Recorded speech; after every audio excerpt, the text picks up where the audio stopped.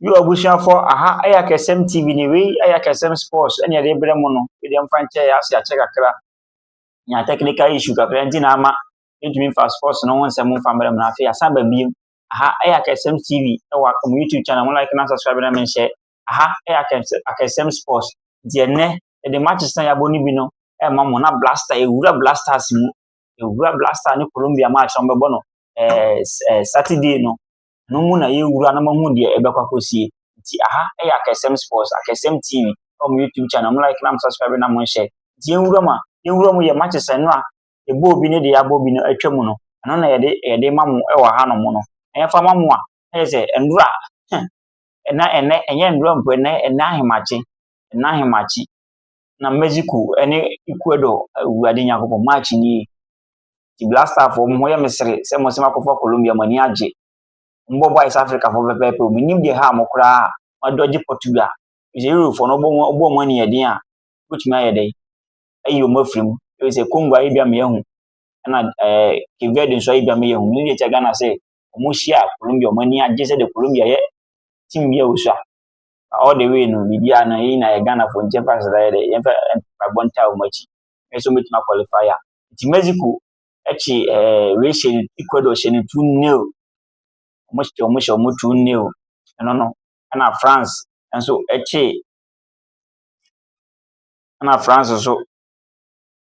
che Sweden France Kylian Mbappe ni Mbappe o ha adwen pambo Mbappe ene ne nua mo bakola mo echi Sweden ebo ni Isaac ni ayi kan say nua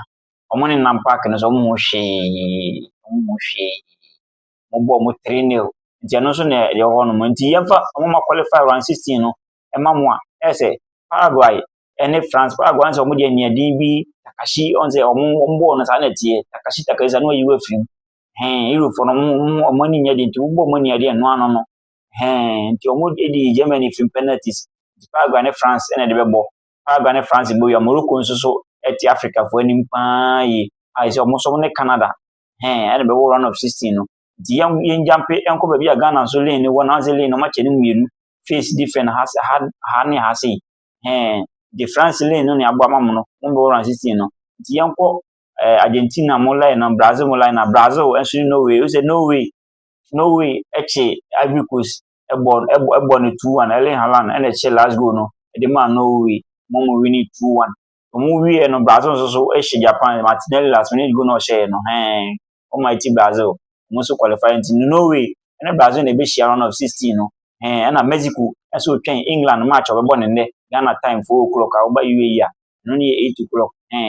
England so be bo ne England bo a de be si echi no eno so ye de be mamu ho no mo ntomo ani Mexico ne be share round of 16 ayembra Ghana lane Argentina ne Cape Verde ne be bo obe win no obe twen Egypt ni Australia so obe win no mo bo round of 16 na Switzerland and Algeria na Ghana so ni Colombia don be win no mo share round of 16 no ba Ghana for no mo so ma take say Ghana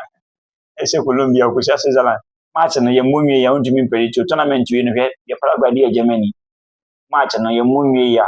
mpedite nya won say we are qualify we are film debi tie no eno de ye ho no mo no nti si ano ye fa goalkeeper chart ne mamu a goalkeeper chart ne si Kylian Mbappe be dikan o 6 goals Messi nsususu e wo Messi nsusu e wo 6 goals na Erling Haaland top 3 ne de mamu na Erling Haaland nsusu ashe 5 goals e wo no mo ano so ene ne e koso wo no mo no nti eno ne de mamu ti yewura mu Blasters of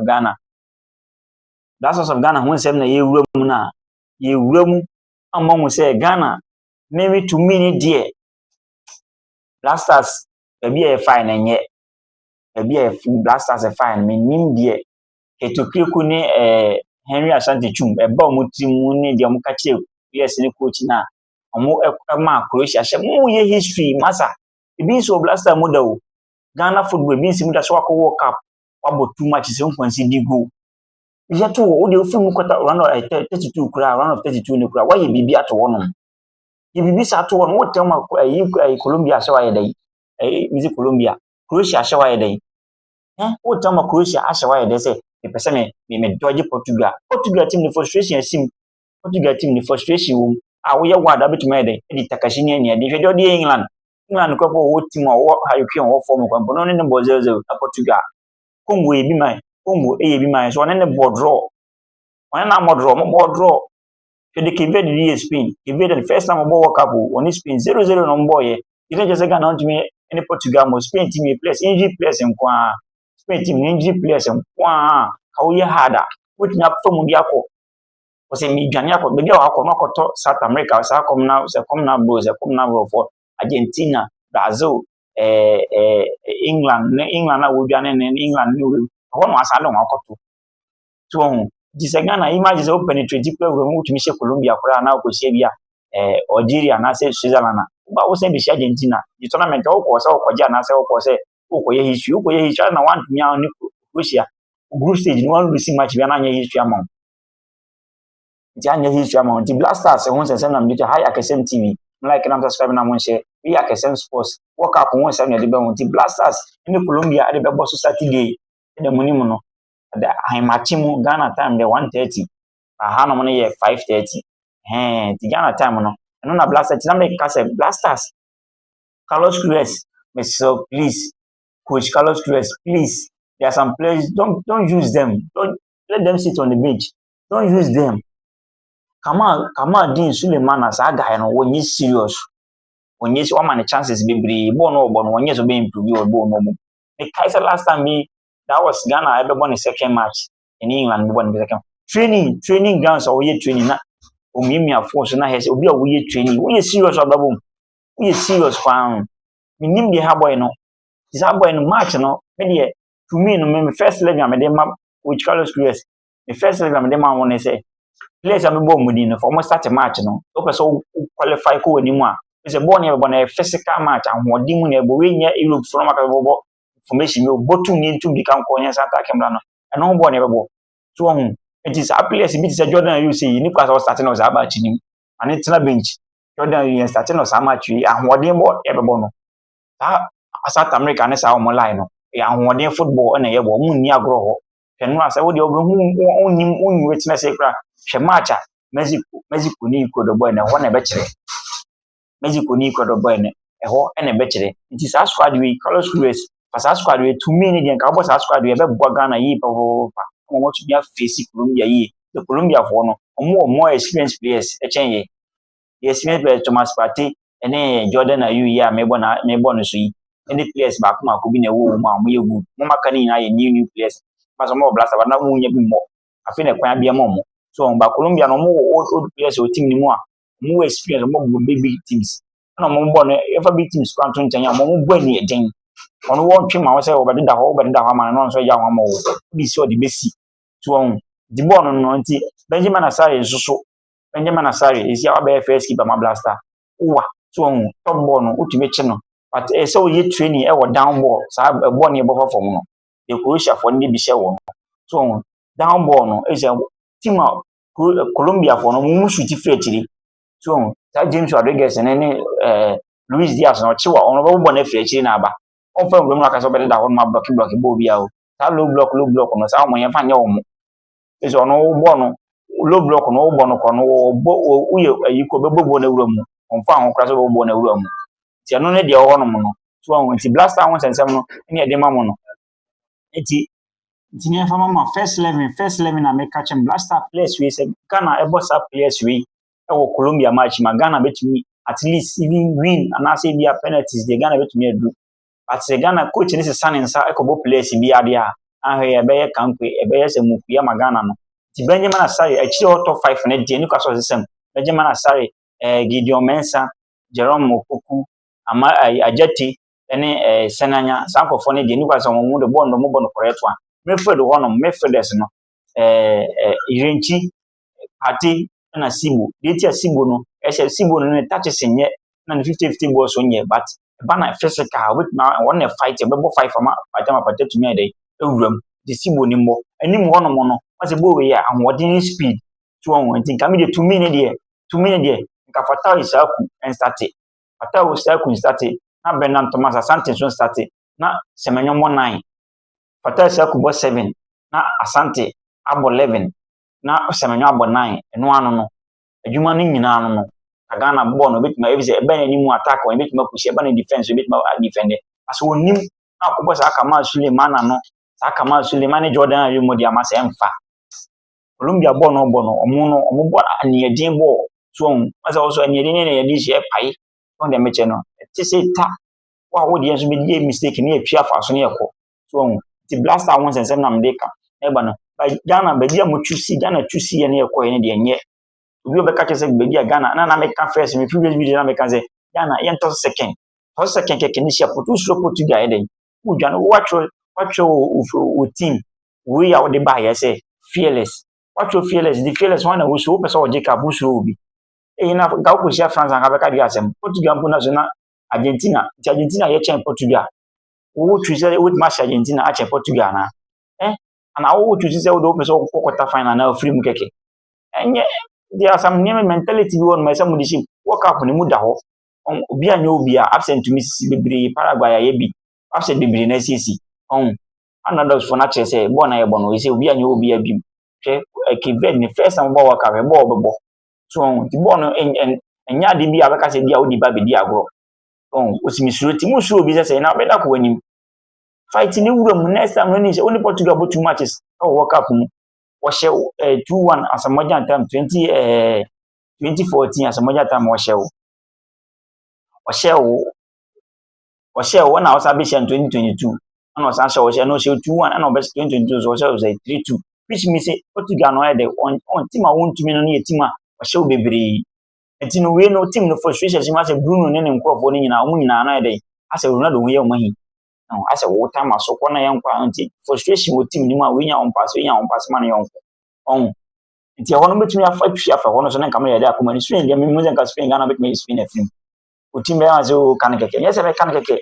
Ghana betumi Spain na free bo every match ni Spain players ni injury players nkwa bo mani ni keke mbepra bo mani ni keke mbepra mani nya den so e Barca ni Inter Milan the Kaiser Champions League last 2 seasons Barca ni Inter Milan Inter for Barca for anya na mo di yo mo free mu no e ni den keke we share Euro for na e ni den keke ti we e Akesem TV Akesem Sports ene ye de bra mu no nti last time sensem ene ye di ewura mu a ye de ma mo se players no omo ye training hard pa training de mi se Carlos Queiroz ni abri ya o di players ni e bo hard nsu nya no mu jan e bo hard e adwuma na mo ye no di mu ma gym no gym work ne physical so nye be 70% na kicking no ball no kicking no nye be 30% if say ball na moko bona ya ahode ne ye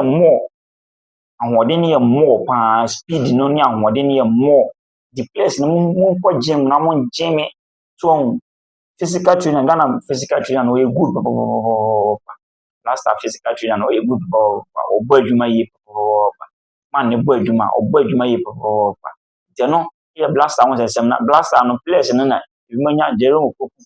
ye Ghana ye 4 no ye mo go she number 18 se wonim na Jerome Opoku ye bo wo no UK obobo e ma Ghana no ise wonya transfer on se bo no yire wo be fama wonya transfer ise kumo dinachi ase bibia no emphasize aye bi emphasize 60% de kumo ye obetuma kokuma obetuma bo Champions League next season bo Champions League na senanya so teams dinachi na Fatao Isaku ono so teams dinachi a almost once on no League 1 or French English League 1 and say no so person team bi e dey about team new promoted teams na promoted teams ya promoted on free we abacha Premier League no on say so we hard nko betuma fa say come do it in other teams no betuma fa team wo na wo no manya wa gen say wo bo no keke ana fi secondly ade we ha me pa national anthem no a Mexico e national anthem players no do you want passionate to national anthem no we dey mesrew mampani jondo mani mahama mesrew e pa chew se dey o kwame nkoma museum no we dey meso madwen na mekire mesrew ade na munsi sa museum no for national anthem e kwan fa so e fan national anthem se ne to no betumi issue trumpet betumi issue drums e dey to national anthem na foreigners for by no ko betumi make money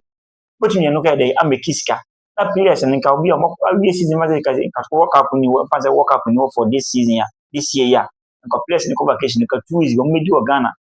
nka mo fa nsia national anthem no to say national anthem no wo to a nye say national anthem no mo nkeke o ye bo na wo to bia bo say wobɛka ka baabi a wofiri wachi nneɛma bi a baabi a wofiri a wabɛduru baabi a wɔ no ɛna bɛhyɛ wo nkuran maame mo bra mo abrɛ busuafoɔ bra mo abrɛ kwan makɔ so mayɛ dɛ wɔda bɛduru sale ɛna ɛma yɛto national anthem no nyɛ sɛ bi yɛbɔ ne hio place Ghana place yɛbɔ national anthem no mo gyinagyina hɔ nom saa bi ma no dɔfo na ɛwɔ mu no so ano wɔden dɔfo no ano wɔden too much and help us to resist oppressors through abɛn na ɔbɛ resist oppressors na de rules na bɛsɔ so Benjamin Asare ɔsɛ footballers ankasa school no yɛnkɔ ɔmo nkɔ school no so bɔɔl na wɔn so footballers wɔwie SS wɔwie hwɛ South America for no obrofo no kebi krente so it is abrofo akese na ɛhyɛ saa we are mo sɛ na be national anthem me hu ne national anthem yɛn sesa no ɛsɛ kuro bi a ɔka different language ɛka English mu bia no ɔde ne kum kasa no na ayɛ national anthem nim de ta Ghana nkwa de yɛ English we English country akaka twi we English country akaka UK kasa bɛ na ɔka baako pɛ English asa on ka hwɛ nka mi obi ɔka kasa foforo bi aka English mu bia no the kasa na ɔde ayɛ national anthem ade obi a onye serious is all kasa ya national anthem easy so betumi ato na ara ya asase ni easy so betumi ato obi esua bi on titwi ni kwa be dey esua China for ina magana me esua twi so wasi museum no na dress ne ba ho mo okay oku ayi the platinum kra e wo mukuma na national anthem ne wo so obe kind say dey aso kan story book no je bi da ne nchen obehu jojina park ne so kana national anthem ya fi no den se koto ne bo akɔgyina hɔ nom abibi na no te sɛ mumu a afei na wɔkasa foforɔ ɛnyɛ fine baako sɛ kura national anthem no ɛho hia paa ade wi a wɔwɔ akyɛ wɔsɛ bi nkwa yɛ din no mu gyina hɔ din ade ɛyɛ wuwu sɛ wɔn mu sɛ national anthem yɛ tɔ ikono tum ana ɛsɛ wɔto wɔn na wɔto ne ho sɛ wɔyɛ passion wɔyɛ citizen ankasa ofiri ɔman ni mu ama yɛ din obi gyina nkyɛn kɔ bɛgye sɛ last place no kɔ mbɔbɔ no kɔ mu nyina mɔkɔ wiye ɔmo na ɔmo bɔ na ɔmo nyɛ Ghana fo obi yɛ to okrom national anthem no ayɛ din na ɔyɛ place obi ankasa obi ayɛ din ɔmo nim to nso anano obesebese nano ɛnyɛ fine ti mampani saa de yɛ sɛ ɔmo twini ɔmo kwa blaster place na sɛ obi a ɔbɛ national team bi sɛ ɔmo ne twini national anthem to sɛ national anthem no to a ɛma ɔmo vim mura ne ba mo to ɔmo to a bibi ba ɔmo spirit be show mu ma ɔmo sɛ da bi akaka mi ebi ana me free a me de ba yɛ so we ɛyɛ akasɛm TV akasɛm sports nti ɛno ɛne nsɛm a wɔwɔ ayɛ de ma mo ɛwɔ blaster mu players no ebi improve bi kɔ mo ndwona suggest say bɛ a ɔmo sisi bɔ tournament yɛ de obenya team foforo abɔ onko Uzbek order obenya team foforo bɛ ne performance no improve players bi improve ebi mo so aboro so ɛna afei secondly yɛ toso kura last hour kura me de be catch mo blaster nse players no mo complain mo performance referees no African teams no mo say yɛ dɔɔso hwɛ team sɛ na qualify free ɛba no round of 32 9 no baako pe ne film 10 no baako pe ne Tunisia pe ne film mu dirifa ho sɛ Africa fo ne ni abre esi a Ivory Coast so film aka 80 Ivory Coast film aka 80 so nti ɔho sɛ anibere ɛdai aba FIFA na ni abre nti mo referees no mo mo nti ade yɛ sɛ hwɛ ade yɛ ba yi saa wo no sakata wa no a yɛ ma red card no wɔn sɛ no ebi si yɛ no Mexico Colombia Ecuador player de sakata na no man red or complain me man red card so Ghana mienu na pie o oni England no Croatia Modric e den sakata na no referee kasa ye ugina honom captain wontumi nkasa ufa captain na ma Thomas Partey anase kwa Sibo sangrofo no mutumi ko etumi ko nipa mu kasa no do dan yo nkasa Bellingham den sakata na no nka bade sankwa di red card nka Ghana wo betop group nka oni Congo na ebo izama je nka be wini untumi protest se mo protest a referee no feel referee no me fucking mbo abro so the blasters won some near the mon we akesem sports akesem TV ni on like and subscribe na mon share YouTube channel no so the blaster won say na place na say BBC amon ko referee no mon man pressure back o heba na ba na yema obi a onye se bi referee no e no mo yumani afi wono say the na Carlos Play ka say mo coffee break nya coffee break as one protest won feel so on protest ya on fi obaje se dia o mfa ho so yene ni abre ne ade ma ne so nko yi o ne obi a odi agro ti blasters munye serious pam na no stage ne edu ne agro Germany di agro o free Germany Ivory Coast petre za na Erling Haaland 85 minutes bra na o share ya o munye free mu no so on di ball no ye won se kokwasa na ball na o ball no national team o gidi an ni ma opponent player no so ase we ye senior player na o ba so be ba no se no be senior o so ye senior player o kuro mo ye nimu so se ni o bi animu o kuro mo ni nipa 40 something million 30 something million na nipa 30 something million ma o ye nipa keto o ye nipa keto a nti ma ho pra ja me ka national anthem no to national anthem na bi be show mu ma wo se ha me so me ye nipa me so me ye de me so me ye Ghana ni so nti Blaster players no put as keep akra Benjamin Asare do one ma wo mu se do bro fon shada anya we sa patokwa how are you in this we ni de wo tumi me dey aka bi so put as referee this is foul go and check VAR go and man pressure na obekọ won say da bi moni abre ye niadi o ba bi edu na niadi o udi agura obetumi ahwehwe wodi no de no hu Morocco match no mu je 2 bi so o se ode bebo na na kire se wa ye really so ku ni man man chale munye serious o na wi se wo be bunya team papa abo ama wonya sika foforo asan di aka sika no ho a ye World Cup yi players woni scout e World Cup na se omo twa players twem team abo team na abo na dia no ye Champions League ko mo fi se bo Champions League ko on keke ne bo nya bo nti ne dia ne bo ne wo na do na do ba mo bi krada me woni teams be be he transfer na e be bie agesi mu ba nyina ye bo we ni we transfer na bie bunya team abo munya hard tiwi ya Blaster won sensem ye de to am ti Ghana ye mo ma mo no Benjamin Asare Gideon Mensah Jonas Ejete Jerome Opoku Senanya omo de untouchable ni kwasa odon saka omo Irenchi Sibu Thomas Partey Mfimfi omo ne o Bernard Thomas Asante Fatau Isaku na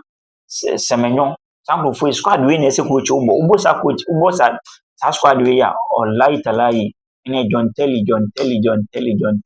which ma ko wani John Telly we ko wani nti Ghana for ye ni dam so pa match we ma for ni ahemachi on we da mun show ahemachi on Ghana ahemachi 130 o bebre kura ntumi because of match we bebre kura nkwa asore is ono tan we hebo na we tam obeda na on kwa bebre aso nkwa asore wa tusi football over nyamesom na se obi wi ase na se obeti nipa na koma ahemachi onipa no heart attack bakra obi eni obi ko hebo no kura heart attack ba time no tabe na ambulance we fa nipa ti bona mo bon monye win se Ghana for the sleep na he match no ti monye serious se bona mo bon moni abre na mbobo no moni mbre pa se mbobo ni chale ma mun kodi agro ho no enko ye ho serious agro go bia o player no den sakata na complain ma referee ma na red card no film onya shortage be bo ma komani so mo ni mbre at least Argentina Messi pe enye Messi Argentina team ni hunye hu so Messi pe na mo so players no waba France wo na bobo order players na lead see the name microphone ni na mo na bobo order mo ni se ne wote wo se Messi ni stop heading do sa time ne se nyame ada na kakra kan ko du quarter final wa bia betimo aniade na mo bo no mo so bo aniade apete aniade ni si ase penalty si ade ko e be favor no wa de wa qualify no ko nti we ya kesem TV ya kesem sports Blaster mo nsem any match san ya bo we no bi aniade ma mo no nti edin amikura mu e Kobe Rich edin amikura mu ye Kobe ma fa me Kobe edin amikura mu no we ya kesem TV akesem sports ye njam mu ye twa ho ye ko